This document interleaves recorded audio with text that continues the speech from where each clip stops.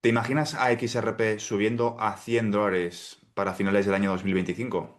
¿O subiendo a 4 o 5 dígitos a lo largo del año 2026 hasta el año 2030? Esta es la tesis de inversión de Jake Claver. Jake Claver no es cualquier persona.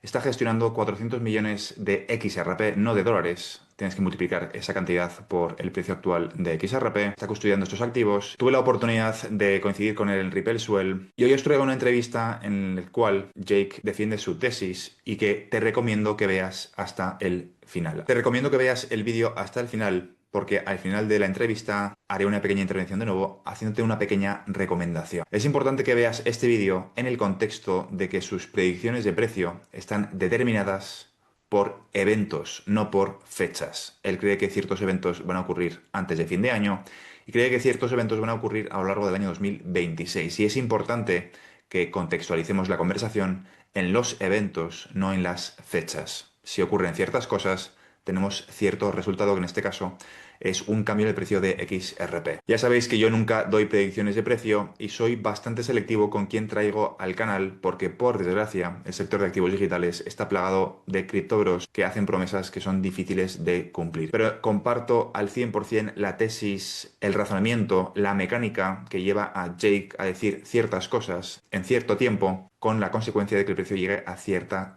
cifra. El supply shock es muy real cada vez queda menos XRP disponible para la venta al público. Obviamente siguen existiendo 100.000 millones de XRP y que seguirán existiendo, pero una cosa es lo que está disponible para comprar y vender y otra cosa muy diferente es la cantidad de XRP que existe. Las instituciones no van a vender. Y si has seguido mi canal durante 3 años, el siguiente vídeo de verdad que te va a interesar. Y te repito, quédate hasta el final, porque al final del vídeo te voy a hacer una pequeña recomendación. So, what a time to be alive and be witnessing the transition firsthand of the financial system towards digital assets and distributed ledger technologies. So, today I have the honor of having as a guest Jake Claver, the CEO and principal of Digital Ascension Group. How are you, Jake? I'm blessed, brother. Appreciate you having me on. It's a pleasure having you here at the channel. So, uh, to give a little bit of context, so people can know you a little bit better in case somebody doesn't know you yet. I doubt it, but so for the Spanish audience, Yeah. who is Jake? What are you building, and how does that relate with the XRP community? Yeah. So we're a multifamily office. We specialize in digital assets. 97% of what we manage, almost $1 billion, is XRP. We have a large portion of our clients that hold significant allocation to XRP and want to be able to borrow against it, make sure that it's safe, put it to work in safe structured products to be able to generate yield and return. And so over the last 3 years, that's effectively what we've been doing, is building out an infrastructure that allows for that. We partner with Anchorage. They are an institutional custody provider here in the US. Until just a few days ago, they were the only OCC chartered bank. We now have 5 more banks here in the US that have been given preliminary rights to be able to operate in that capacity, Ripple being one of those, which is exciting. And, alongside that, we have sub accounts. So all of our clients have segregated bankruptcy remote insured accounts up to $100 million. And then they get an advisor, somebody that will actually talk to you about crypto. So a lot of our clients, if you are in traditional finance, or you might even have a portfolio in the stock market or other areas, your advisor there just tells you, I don't talk about crypto, I can't deal with it. We're effectively the only RIA globally that will advise you on your digital assets. And our clients tend to have an affinity for XRP. And so that's the structured products that we've created in the short term here. That's where we kind of focused our energy. And, I've got my macro thesis, and there's a lot of reasons that that demographic tends to resonate with what we're doing. But it's been a fun ride, and I think it's only going to get more fun as the year comes to an end here. Yes, I agree. We're deep a little bit more in that in a minute. It seems going to be an interesting end of the year, but I agree with you. You're solving a real problem. In Spain specifically, there are no financial advisors who will teach you about digital assets. So there's a real necessity. I mean, it's crazy how big the gap is between what is happening and what people's perception is. But in any case, in regards to what's going to happen from now on until the end of the week of the year, why don't you explain what can happen starting this Friday with the carry trade? You did a tweet in regards to the bingo card. I'll put a snapshot here so people can see what you were referring to. What are your predictions about this bumpy ride for the positive, your prediction for the end of the year, and how it's going to impact the ecosystem, specifically XRP? Yeah, so great question. I've had the domino theory. If people haven't heard that before, it talks about the reverse carry trade unwinding and the inevitable outcome that XRP reaches 3 or 4 digits in order to be the backing for the economy to stabilize, what's going to happen when all that liquidity gets sucked out. So this Friday, to your point, we have the Bank of Japan raising interest rates. There's conjecture that it's only going to be 25 basis points. There's also some people talking that it could be much more than that. Either one of those is going to start to move the needle when it comes to reverse carry trade. You're already starting to see, sell-offs in markets, people positioning themselves. Warren Buffett has now moved $300 billion plus into yen to be able to lend that to people in that situation where they can't get through the FX market in time to be able to repay their loans. They can borrow it from Uncle Warren is what I think he's going to do. He always ends up being the liquidity provider or lender of last resort when people need the money. Great position to be in. And so him coming out publicly and stating that that's what they're doing gives me confidence to feel like, okay, we're here.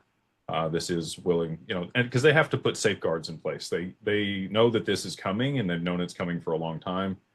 And if you could use that, never let a good crisis go to waste, basically.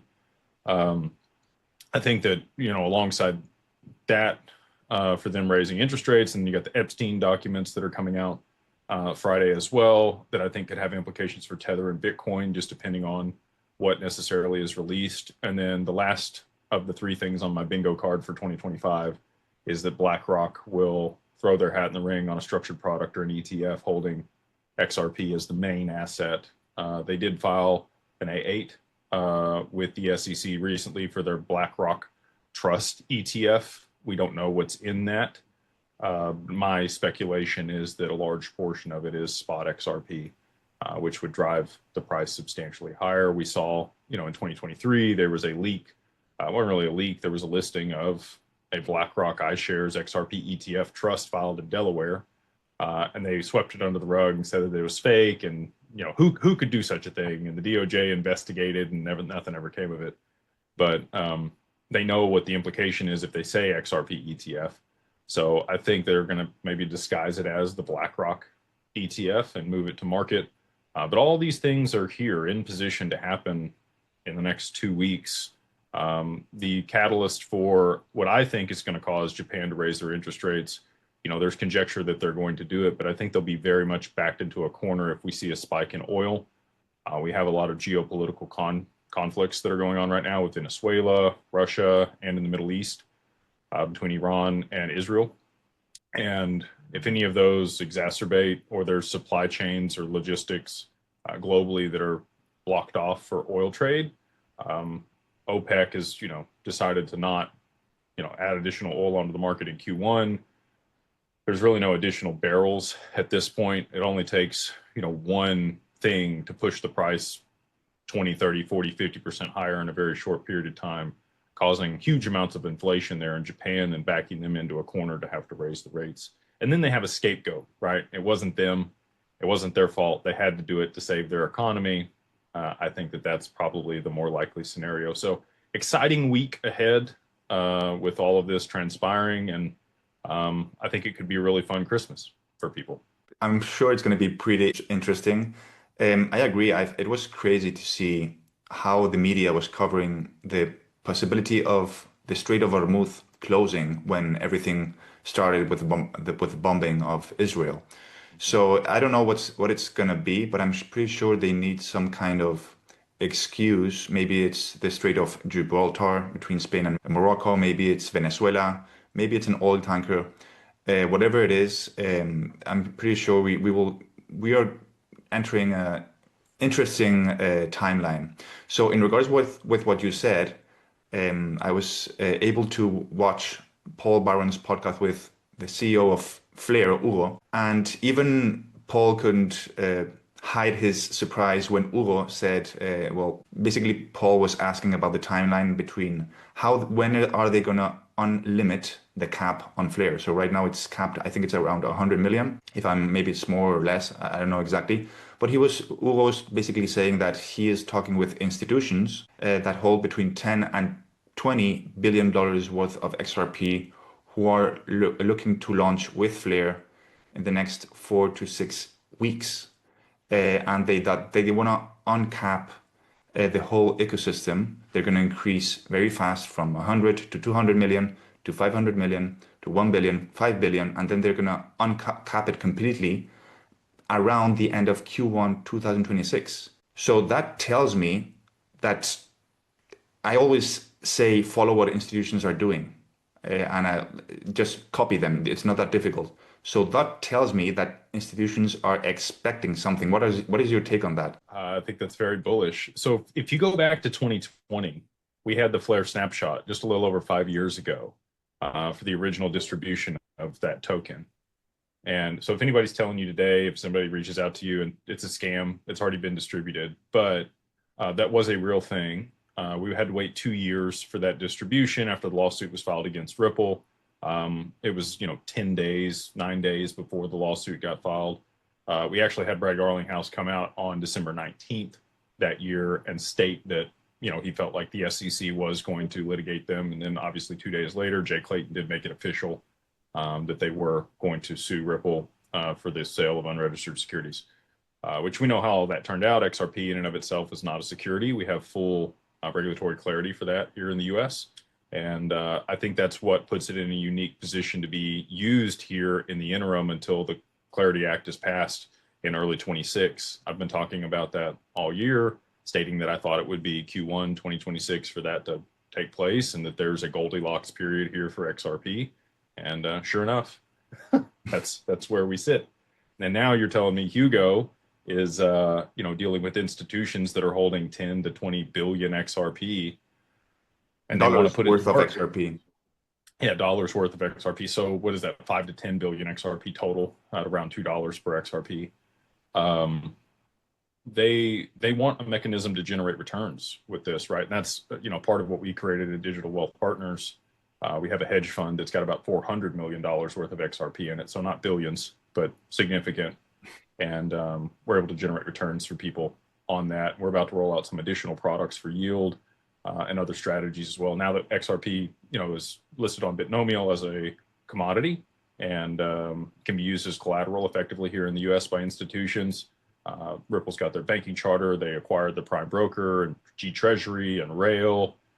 Feels like everything's ready for them to actually be able to utilize this asset that they've been championing for the past 5 years. And I don't think it's ever been a doubt in my mind. I know there's a lot of people that saw their stablecoin ROUSD and thought, oh, they're going to move away from XRP. It's synergistic. You have to have both in order for them to accomplish their long-term goals. And really, really exciting news that Flare is going to be allowing that to happen. The other thing that's interesting with Flare, and I'm sure you have more questions, but when the airdrop happened, there was about 2.7 million wallets. I remember because I was there. There's 7-point-something million wallets today on the XRPO.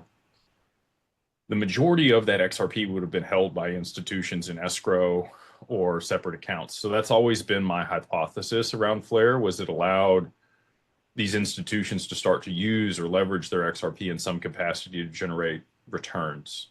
And they would have received the lion's share of the Flare airdrop when that took place, because they would have been holding the lion's share of the XRP on December 12th in 2020. So, if we do see these people come out of the woodwork and the NDAs dropped and all the stuff, they've been here a long time. It's not like this was a yesterday thing. This has been at least 5 years in the making for them to have that treasure trove of Flare and XRP to be able to operate in that capacity. So exciting times. Exciting times. The other day I was talking with a good friend and we were speaking about why is it that this year next year, 2026, Ripple has decided to merge the community, the developers, and the final clients.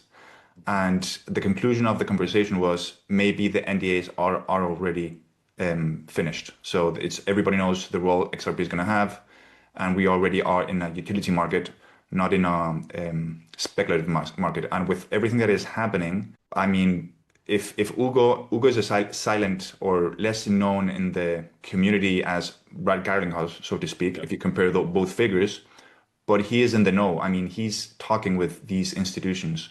So it's a good way of reading the market, what is going to happen with the market, focusing your attention on what these players are saying, right? I did get wrong that I thought the Clarity Act was going to be approved was going to be passed this year, because the advisor of Trump went to Ripple Swell and he said, hey, probably it's going to happen 2025. I said, okay, it seems good, but I was wrong with that. Yeah, but yeah. Patrick Witt was up there on stage, and he's advocating for it. But the reason I felt so strongly that I thought it would be 26 is I was on Capitol Hill championing both those acts when they were being voted on, and the opposition that I had from congressmen and women, they said yes, we're going to get the Genius Act through.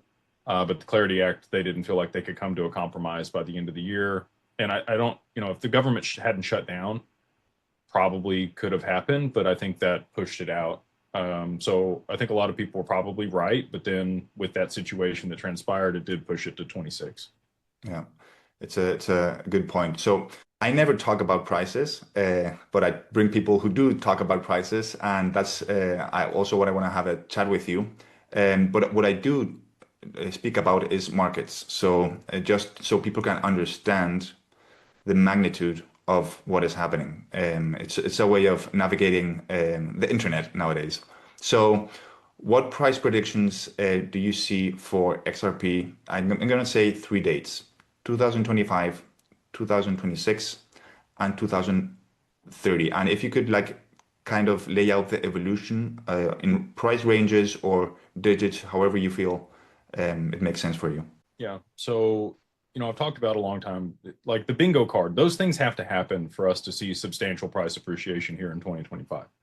If those things do not play out, we know that we're going to get the Epstein documents Friday, right? Like that's going to happen.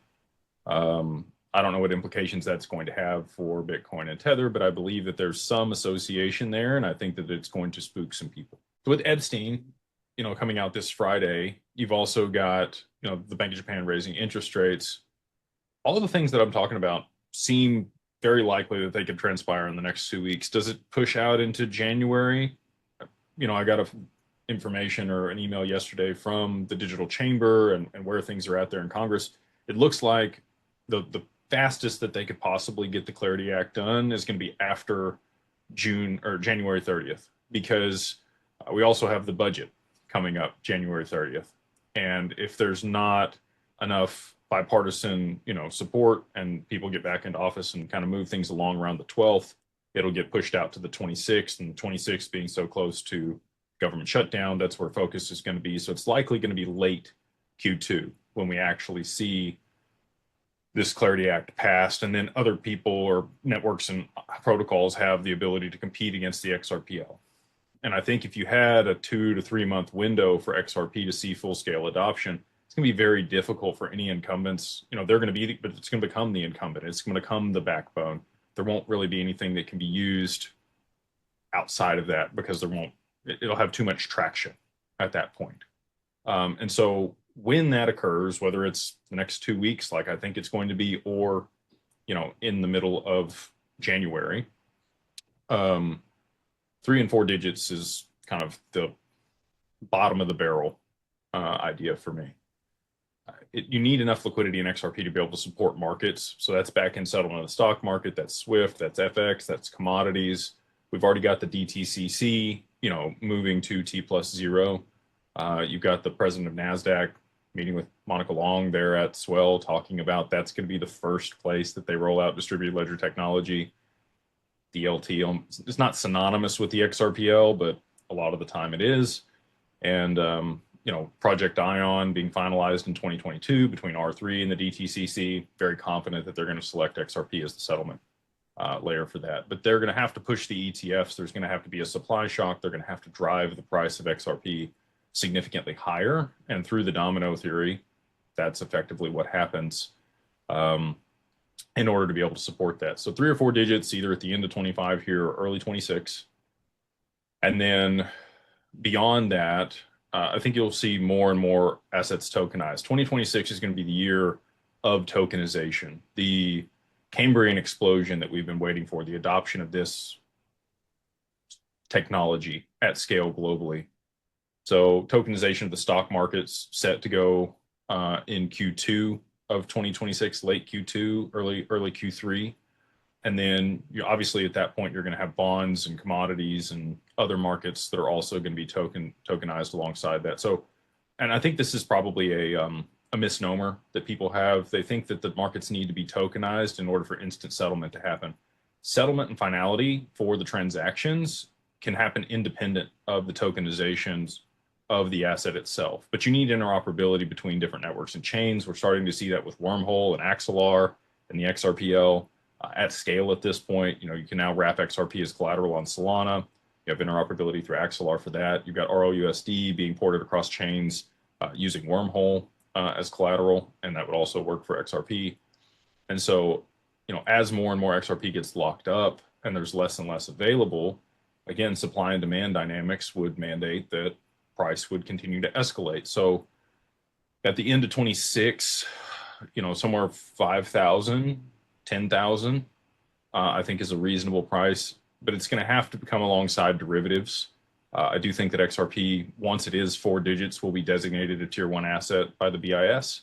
And at that point, you'll see, you know, institutional FOMO, which is a lot different than retail FOMO on the asset. And it'll be difficult to obtain. The exchanges will be out. It'll be private party transactions, OTC desk and dark pools where people transact for this stuff. You'll be able to get it through the DEX. And then there may be some exclusive deals to be done with other large financial institutions. But as far as retail, I think that will be priced out, and I don't know that that'll be available pretty much anywhere for the average retail investor, unless it's going to be through derivatives like ETFs. Like that's how you'll get exposure to XRP through your traditional portfolio. So, you know, 26, again, 5,000 to 10,000 toward the end of the year. And then, you know, 2030, 6 or 7 digits per XRP, I think is very reasonable with the, you know, tokenization of everything effectively. I think we'll probably be close to 80% of the global assets will be tokenized in 2030. There'll still be some laggards. There'll be some things that are outside. There'll be some small things here and there that still need brought on chain. But I think by and large, the majority of global value will have been tokenized by 2030. You've also got Elon stating that he wants to get to Mars in the early 2030s. And there's just so many different things beyond how the world exists today that we're going to see over the next 5 and 10 years. Completely separate economies that need interoperability, right? So if we really do colonize Mars, you're going to need commerce, interplanetary commerce between this world and that one. You've got the metaverses, right? So those are completely separate economies also. Gaming is huge. That's not going to slow down. There's going to be more people you know, doing World of Warcraft or whatever other games are out there, that it's its own little economy, and you have your own value exchange within those. But interoperability with others would be beneficial, right? More liquidity would flow into those economies if they open themselves up. And so at scale, I think it's very reasonable to see, you know, 100,000, 500,000, $1 million XRP in the early 2030s. Interesting topic because, well, one of the markets I talk a lot, or I try to include in the part of creating content, is Agentic AI. So that's something we're going to see close in the future, because one of the first areas Agentic AI is going to operate is on the institutional level. So those digital assets who are going to be positioned on the institutional level before Agentic AI's launch are going to be specifically beneficiated by the whole process. So that's another area, a big one, that we can't even comprehend. There's going to be billions of Agentic AIs operating on the market. creating transactions. I mean, it's going to be a huge market. And so I always try to tell people to think in a minimum of 5 years from an investment point of view. But the reality is, I always talk about these two scenarios. You have the realistic approach or the traditional approach that it's going to be a slow increase in price, steady, like no dramatic price increase. But if you really seriously study the ecosystem and how all these mechanisms work, at some point there's going to be some kind of increase that is going to be dramatic. And I call it like a fast change of the financial system. And people are not prepared for that. No, they're not mentally prepared for such a rapid change.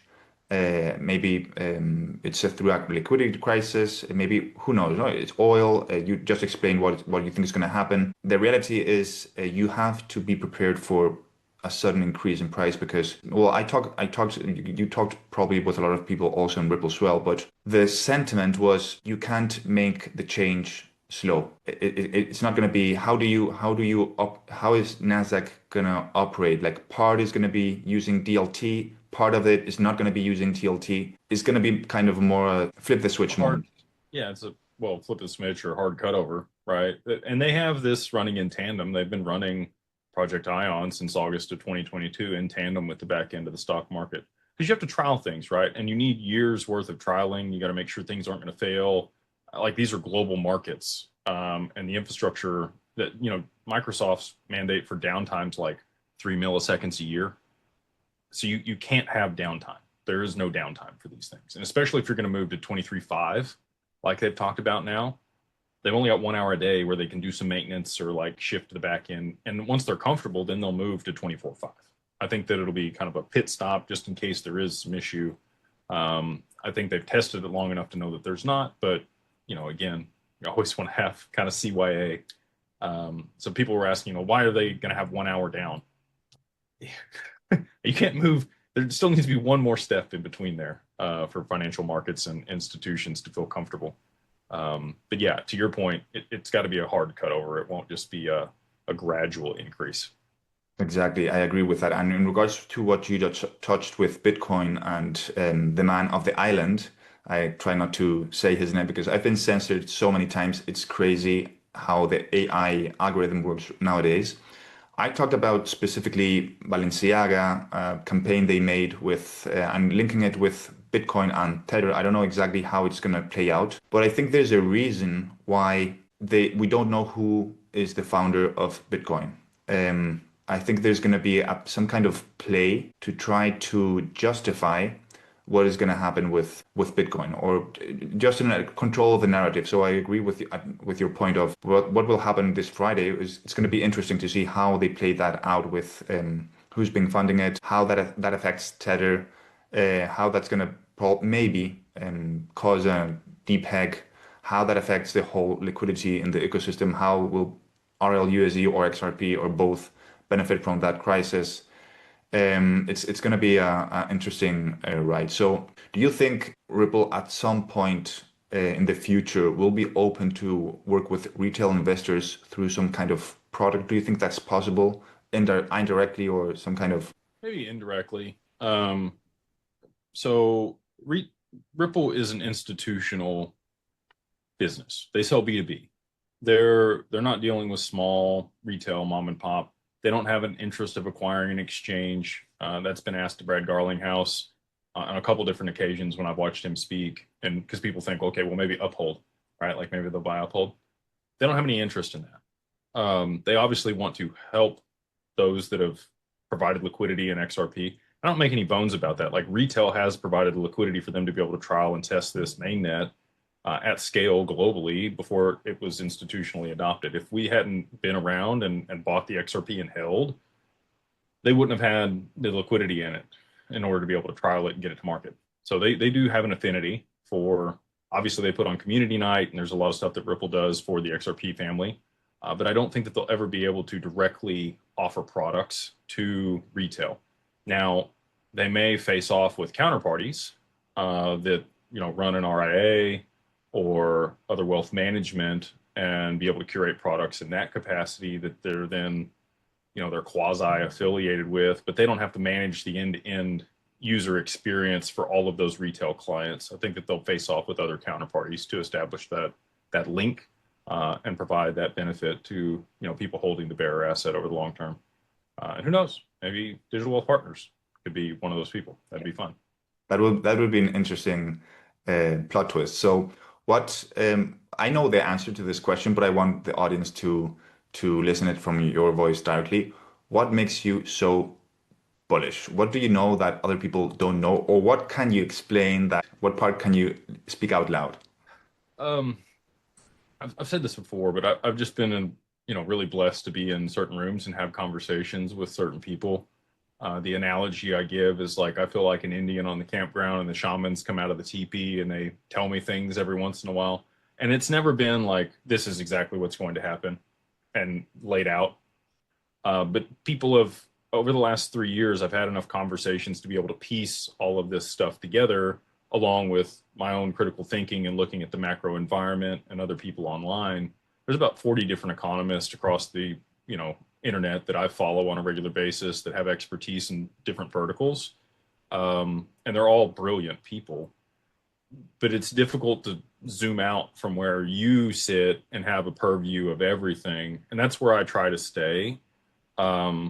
Which sounds like a generalist, but and obviously I have specialties in digital assets, and so I think that nuance there gives me visibility into how this could play with the rest of things, that maybe they don't have that understanding. You got people that look at treasuries or bonds or gold or stocks. Again, all very brilliant people, but they stay in their lane most of the time, and they want one, their peg or their tool to fix the problem or benefit from it, which I'm guilty of too, obviously. But the amalgamation of those conversations with R3, Ripple, and different central, not central banks, but large institutions and enterprises.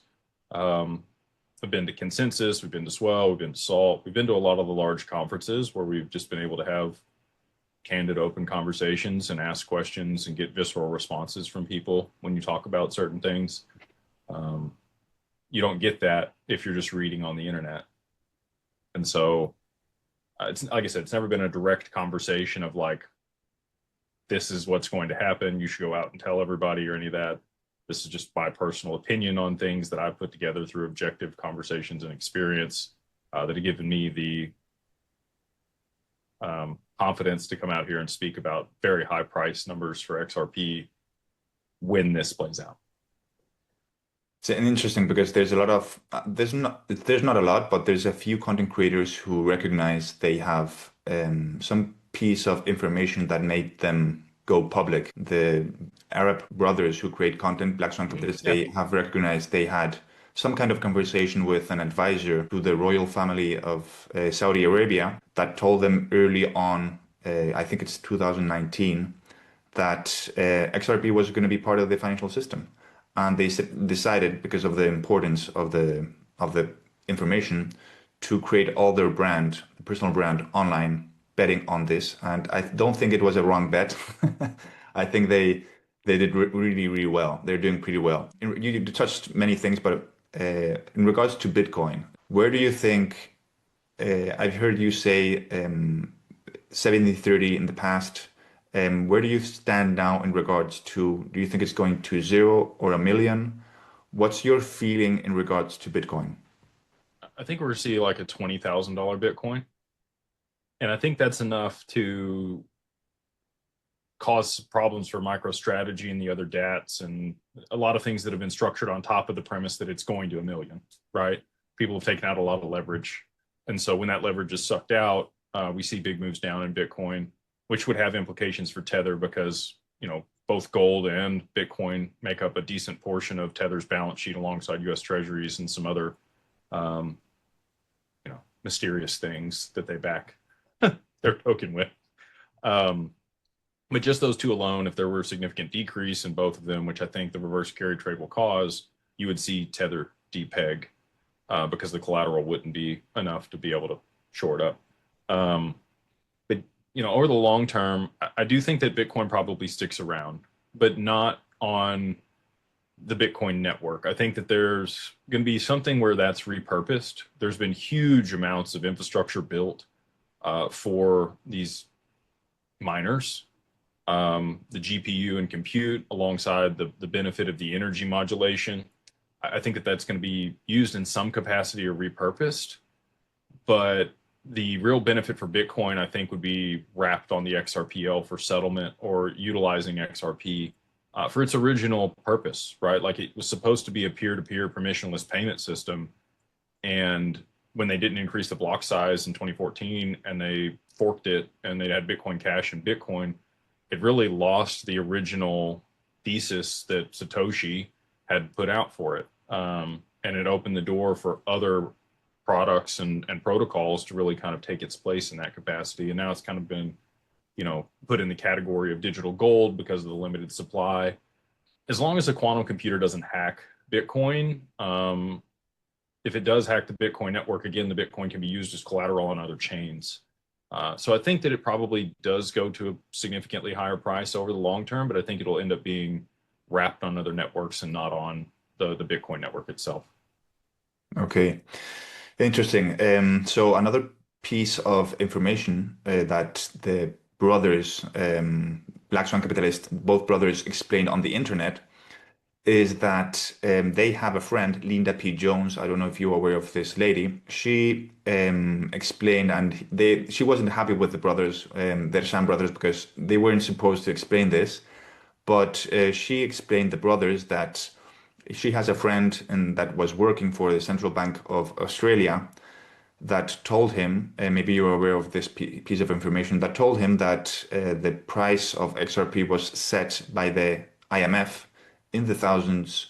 So in case of a liquidity crisis, or sort of a backbone of the financial system. So how does that fit in the process? It is the BIS, is it IMF? How does all that work out in regards to who decides what? What's the role you see playing for XRP in regard from the point of view of the IMF?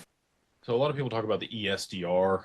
The SDR is a special drawing right. It's effectively the bank or coin, which was proposed by John Maynard Keynes in 1944 at the conference where basically the world decided to use the US dollar. And since then, we've moved to the gold standard that we had here in the US, and then it's been depegged, and obviously a lot's changed. But I do think that the IMF will probably play a central role with the SDR or the ESDR, which is it's a weighted basket of currencies. So 6 or 7 currencies currently make up that basket today. It's based on the GDP of the country, how much of each currency makes up that basket of the SDR. I think that XRP probably ends up the exchange rate peg, but it'll be liquidity for global markets. I think by 2030 we could see markets priced in drops, which sounds crazy because our whole lifetime they've been priced in dollars. But I think 2030 and beyond, we could see markets priced in drops, especially if XRP is the backbone and the collateral for all this. So with that said, and then also Ripple with the Clarity Act, once that's passed, they can't own more than 20% of the supply based on the specifications listed in that here in the US. And there will have to be a distribution of the escrow or control to another counterparty that's a higher authority, in my opinion. And I think the IMF makes a lot of sense for that if we're going to be operating on a global scale and galvanize, commerce globally instead of having one supreme nation. It's a level playing field. You guys have probably heard that, lots of times. But I do think that that's where we're moving, and they will control the escrow. The BIS is the Bank of International Settlement. They get to designate what is a tier 1 asset or riskless in the banking system, and then the banks use whatever they say effectively as riskless capital. And so right now it's US Treasuries and gold. We have defaulted on our debt twice in history here in the US. I think that they've figured out how to make sure that that doesn't happen this time with, the Genius Act and our demand for domestic stable coins here. They're going to have to buy all those treasuries that flood onto the market from the foreign debt holders as they rotate out in their own treasuries. But when all of that transpires, I think over the next 6 to 12 months, you'll see the exchange of that escrow to other counterparties that meet the specifications and requirements inside the Clarity Act. And it's actually interesting. The IMF put out a paper in 2014 when XRP was rebranded from Ripples to XRP, where they talked about an exchange rate peg, and their abbreviation in that paper was XRP. So that's the main premise behind my argument, that I believe that's where it'll sit and that's who controls it. So do you think it's going to be the whole Escrow, and do you think it's going to that is going to be lended to the IMF, or do you think there's going to be first an intermediary that like the USA government, and then the US government gives it to the IMF, or do you think it's going to be just direct? I think that there's 1,700 NDAs, right? And we know that there's been some pre-allocated contracts. There's different wallets, large wallets on the XRPL that just haven't moved in a long time. I think that Ripple went around and negotiated a lot of this stuff on behalf of BlackRock and the US government early on. And you are going to see a distribution of the escrow to some counterparties, but I think the lion's share of that will likely go to the IMF. Okay. Makes sense. I do agree also that the Ripple is kind of guarding the Escrow. It's not the owner until we make it until it's more evident. Until then, we have to speculate, so to speak. But I think in not that distant future, we're going to see how all this unravels, and it's going to start making more sense what they've been building. So what would you say for the retail investor who has no experience or financial knowledge and that holds a bunch of XRP, what kind of tip would you give him to start the process of acquiring knowledge to prepare for a sudden increase in the price? It's going to sound silly. We have a mastermind. I think we provide a lot of education there. But if you wanted to do it independent, just look up on YouTube what a lottery winner should do. Because it's effectively what you're going to be, right? Like if you're a W-2 employee, if you're somebody that has, 5, 10, 20, 50, 100,000 XRP, and you've just been working your day job and you've been acquiring it over the last 5 years, dollar cost averaging, it's going to be significant, the amount of money that you're going to come into in a very short period of time. Not through the traditional means where it's just cash given to you, but you can take the cash option on the lottery payout. People don't realize that you have the tax implications when you have that. If you played the lottery through a trust or through a corporation, you would get tax benefits, and there'd be some creditor protection and other things that you could structure. And that's why we work with people to set those things up now before price appreciation. But I would highly suggest going and looking up those videos. Almost all of them are going to tell you not to do anything for 6 months. Don't change your lifestyle. Don't quit your job. Get used to having that level of money. Reset your thermostat and your barometer. Spend that time educating yourself about financial products. Find professionals that you can surround yourself with. The second thing that most of those videos tell you is you're going to call 3 people. You're going to call your spouse, maybe first or last, it's up to you, your attorney, and your CPA. Okay, like those are the 3 people you need to have on speed dial for this, and make sure that they're aware of the situation, and then be quiet. Do not tell other people. Other people don't need to know. We work with people to structure, a family board and investment committee for their family office. If you come into more than $100 million, you can do a single family office. We help people structure that stuff. And then you have a process and a system. So when people do inevitably come out of the woodwork, your friends, your family, and they say, hey, I need some money for this, or would you buy me this or that? You say, absolutely, would love to look at it. If you'll put together a prospectus or let us know how this benefits the family, we'll submit it to the financial committee and the board. And if they approve, we would love to give you the money. You didn't tell them no. There's a system and a process. You need to be a steward of this capital for your family for generations. And I think that's probably something that'll click over for people when they have a paradigm shift.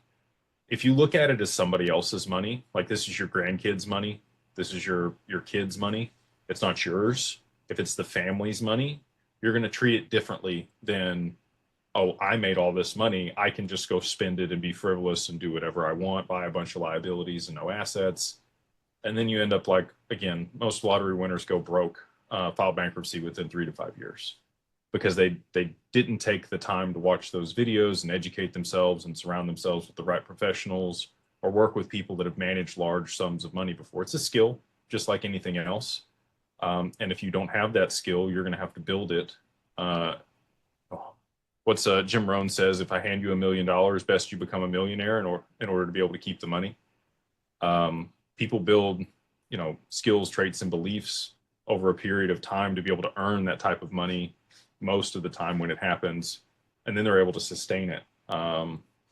Fast money goes quick.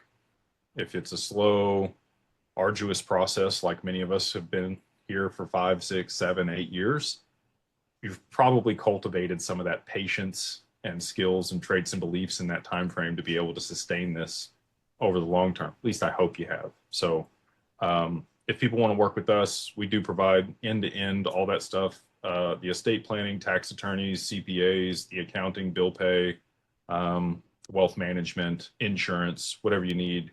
We have that all in-house at Digital Ascension Group. And we also have people all across the world we partner with to be able to help people. So if that's interesting and you don't want to have to go find it yourself, then we can, work with people and also provide our resources as well. I'll leave a link below in the description so people can find you with the discount also. But for 3 years, I've been talking about this scenario where we see a sudden change in the financial system. And I never thought, because I'm a lawyer and I just gave it for granted, I never thought about the LLC structure and all these things, not because I didn't have myself it prepared, but because my audience didn't have it prepared. So even though if it's not with Jake or with whoever you want, but prepare yourself for a scenario Please. where there's a strong change in the price of XRP. You have to have things in place beforehand because after that, you're probably going to have some interesting friends pop up out of nowhere, and you need a little bit of protection before it happens. So that's a huge topic. I'm also preparing a long video in regards to that also. So any case, thank you, Jake, for taking the time to being here in the channel. I think people are gonna really like this interview, specifically because I've been building an audience without talking price prediction, but talking about markets. So I think people are gonna be happy with everything you've been talking about. I agree with your thesis. It's going to be an interesting end of the year, Q1 2026, and 2026 overall, the next years. And the worst case is you're going to be prepared. Imagine something. Let's imagine you're a skeptic and you're watching this video and you don't agree with what we are saying. Okay, the worst case scenario is that you are prepared. So there's nothing wrong being prepared. You're going to have a problem if you're not prepared. So again, Jake, thank you for taking the time, and we'll speak soon. Absolutely. Thanks again for having me.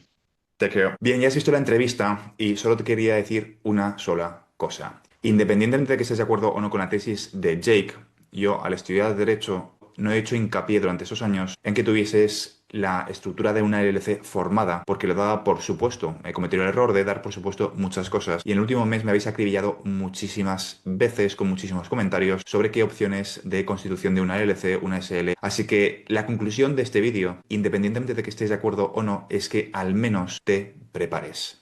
Si estamos en lo cierto y acaba ocurriendo lo que tan específicamente ha descrito Jake, vas a tener un problema si no estás preparado. Y lo peor que puede ocurrir si tomas acción hoy, con el link que te dejo abajo, y constituyendo una LLC con Jake o con quien quieras, no hace falta que sea con Jake, hazlo con quien tú consideres dependiendo de tu situación. Pero si no tomas acción y acaba ocurriendo lo que dice Jake, vas a estar extremadamente desprotegido. Tiene sentido montar una LLC a partir de unos $50.000 o 50.000 euros, 50, 80.000, 100.000 en XRP. Si tienes activos por valor de 50, 80 o 100, tiene sentido que empieces a pensar en una solución jurídica, en protegerlos jurídicamente con una SL, con una LLC. Te recomiendo que hables con un abogado antes de tomar ningún tipo de decisión que pueda afectar tus finanzas, pero si tienes claro que ese producto es para ti, toma acción o con Jake o con quien quieras, pero toma acción. Porque lo peor que puede ocurrir es que simplemente estés preparado. Si acaba ocurriendo algo, lo agradecerás. Si no acaba ocurriendo nada con el precio a corto plazo, simplemente habrás cometido el error, entre comillas, de estar preparado. Y estar preparado